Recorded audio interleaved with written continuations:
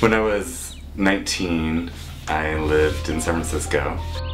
I was really into magic and tarot cards. I was studying painting. I was probably tortured and trying to find my identity and reason for life.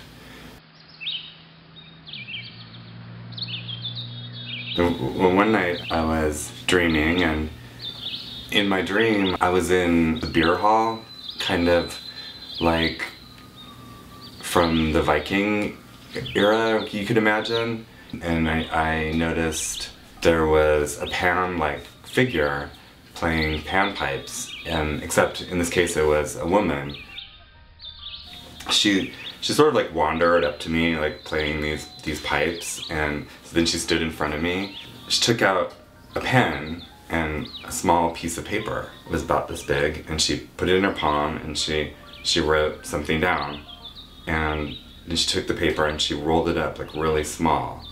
And she handed it to me, and as she did, she said, "This is your new name." And I took the paper and I unrolled it and I read it. It said Austin Young. It was such an intense dream. Like, there's like levels of intensities of dreams, and this one was kind of full on. I bolted out of bed and I went in my journal and I wrote down, wrote down the dream and this new name. And at the time I just thought, well, this is actually just funny. This is a ridiculous name. Austin Young, it sounds like a porn star maybe, or maybe like a Hollywood actor from the 30s, like Errol Flynn. So I didn't do anything about it or change my name or even consider the idea. I just thought it was kind of funny and didn't know what to make of it, and I just kind of closed my journal on that.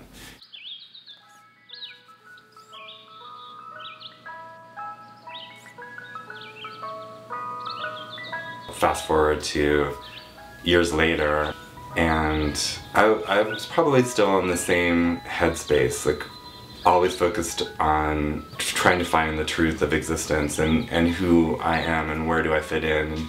And I had also put a lot of energy into wanting to make a living and to earn money off of my photography.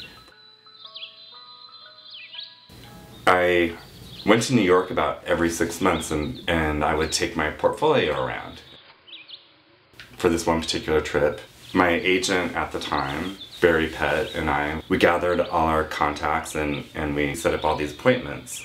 So we're there for 2 or 3 days, and it's really fast paced. I have like 4 copies of the portfolio, which we're either dropping off, picking up, or going to see certain people.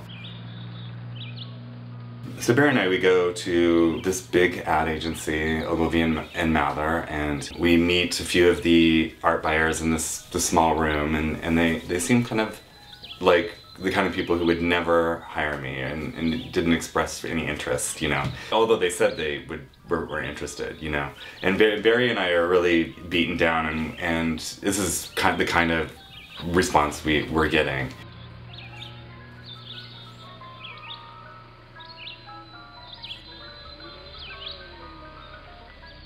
They all left the room, and I'm sort of packing up my stuff, and this older woman, she comes back in the room. She kind of just stands in the doorway, and she's like, I have something to tell you. I think you're really talented. She said, you're not gonna get anywhere seeing all these art buyers. What you need to do is go to the public library, look up who you want to work with, find out who the president or owner of the company is, and make a meeting directly with them. This woman reminded me of the woman from my dream that I'd had a long time ago. Almost like this teacher or some, I don't know, almost like just somebody coming to intervene.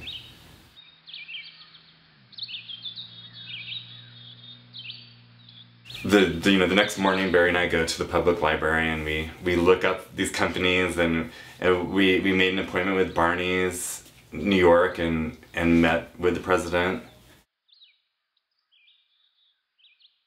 he's looking through my stuff, and he just said, I love it. I think you're amazing.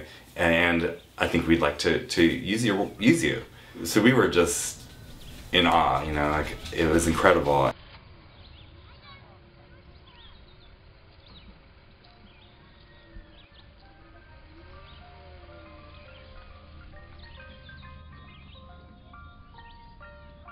So we do this job, and it really took a lot out of me. It was a huge job, and by the end of it, I think I was done, I just realized, like, I don't know if this is really what I want after all. And it didn't like lead anywhere else after the thing came out. It was like everything else I'd done. I'm shooting Debbie Harry, I've made it now, or I'm shooting Susie Sue, I've made it now. It was like there was this outward manifestation of what I thought I had wanted, and what I thought equated success. And it really meant nothing.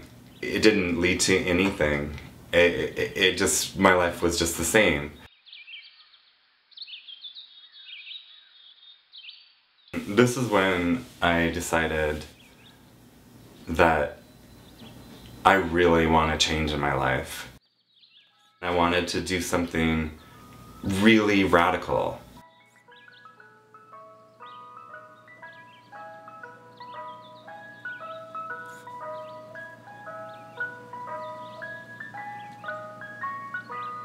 I'd never forgotten this dream. I'd always carried it with me. And so one day I just thought to myself, I'm going to do it. I'm going to change my name. And I had this feeling that it might help me to get on the path I want to be on. I used it as a tool to just remind myself that we can always be something new. Like every day is a new thing.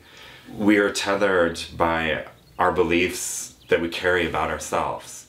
And it's impossible really to let these go. But if we can remind ourselves somehow that we can.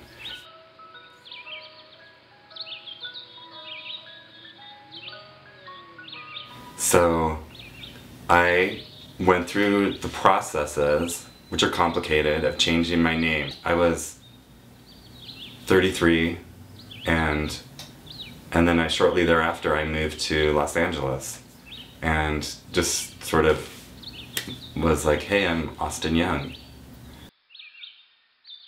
One thing I've really learned is that whatever you do and you manifest in the world, it actually doesn't matter or make a difference to who you are. The only thing that matters is that you look inside and you do exactly what your heart is telling you to do.